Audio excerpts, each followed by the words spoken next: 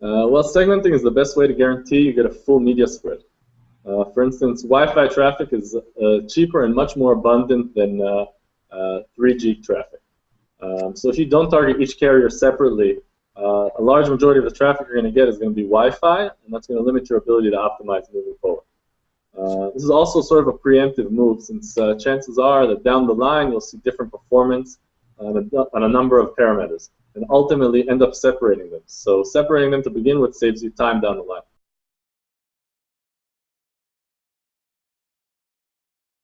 So generally, anytime a network has a lot of unsold inventory from a specific target, whether it be operating system, carrier, or channel, you should consider that it's unsold for a reason. My experience is that BlackBerry and Opera Mini traffic are both abundant on many networks and convert poorly. This has a lot to do with technological differences between BlackBerry and other operating systems and Opera Mini and other browsers.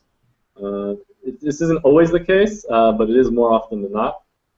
So whether you exclude this type of traffic to begin with or just separate it, you should always take that into account.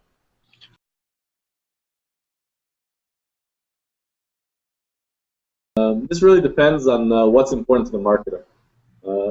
Personally, I want a source that can provide me scale and make it easy for me to optimize a campaign. For this reason, I look for media sources that have an abundance of traffic with comfortable rates and a self-serve platform. The level of targeting is also an important factor, since that ends up being the level I can optimize as well.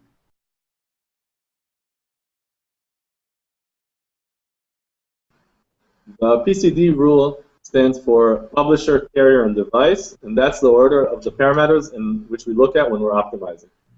Our experience shows that when available, the ability to include and exclude publishers is the most critical for the offer, since this segments the audience the best.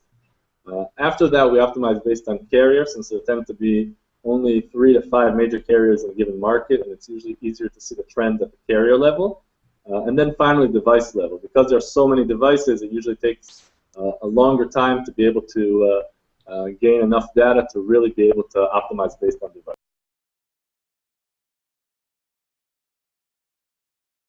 So the 20% rule is the rule of thumb that we use here at Matomi.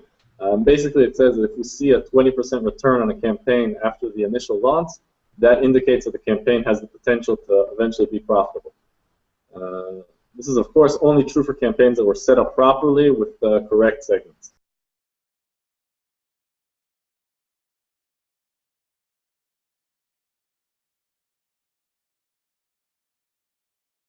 So it's important to remember that mobile isn't easy money. Chances are that you won't see results right away.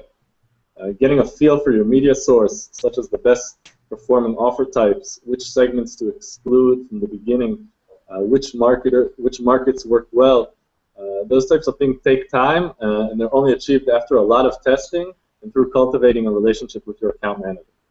That's why it's also important to start with one traffic source, test the number of campaigns, and only then expand to another traffic source.